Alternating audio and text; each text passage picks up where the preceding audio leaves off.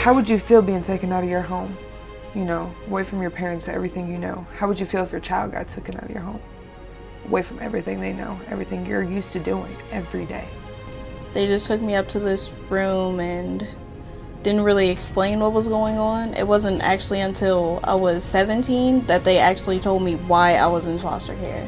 When I was about 7 or 8, that's when it all began. We were homeless. We lived in and out of the car, in and out of different homeless shelters, and we were just put on a whirlwind journey. I always grew up telling myself I would never be like my mom. At 6 months of my daughter, I did the same thing my mom did, and that was really put someone else before my kid. And so when my child was removed from me, it changed my idea and my perspective of how to be a parent, because I never was really taught how to be a parent because my mom wasn't a parent. There is a stigma surrounding youth in foster care. Society often views them as troubled or delinquent, but the truth is the vast majority of young people are in care through no fault of their own.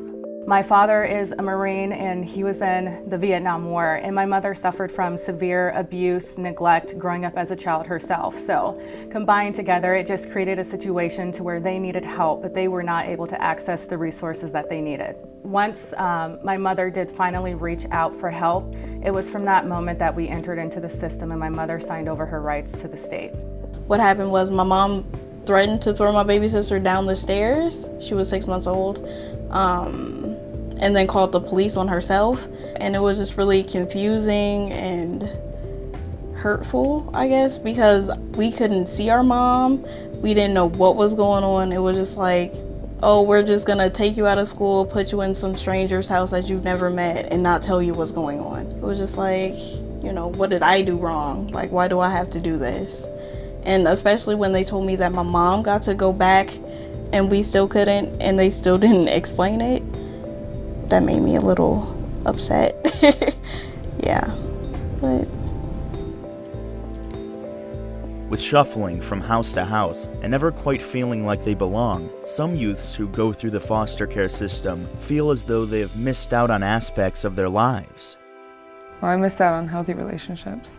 Personally, you know, with a boyfriend, I seen wrong as right, and I learned that as I got older again, but I still have problems with it to this day. I missed out on life skills. My mother didn't even have a bank account, so she wasn't even aware herself. I didn't know who to go to start opening a bank account or even how to open a bank account. Given that we were in so many different placements and we're at so many different schools, unfortunately, I wasn't able to have friends growing up. I wasn't able to have those relationships, those memories, or those, I guess, just really great things to talk about. Just a lot of those different elements combined together just really created an environment to where I felt isolated and alone. I feel like I missed out on a normal life. When you go into foster care, it's really hard trying to, you know, keep the friends that you have, because now you need permission to go over to a friend's house. Now you need permission to go to the mall. I couldn't, you know, do extracurricular activities without permission from the state. I was basically alienated from my friends, because who wants to get a background check to hang out with somebody, you know? And, you know, it just feels like I missed out on a normal teenage life. The Project Everlast initiative provides services to young people transitioning out of foster care and into adulthood. It's an opportunity for them to capture some of the events and skills they missed when going through foster care. Project Everlast to me is a chance to learn the things that I wasn't able to learn as a youth. Project Everlast to me is like family. Project Everlast has just taught me that family doesn't have to be your blood. I've created a friendship with my whole council. Those are my sisters, my brothers. It's the people around you that make you feel like you're at home. Basically, like, I could call anybody in Project Everlast, be like, could you please just help me? Oh, sure, Bree, I'll be there in like 10 minutes. Project Everlast works to connect young people with community resources.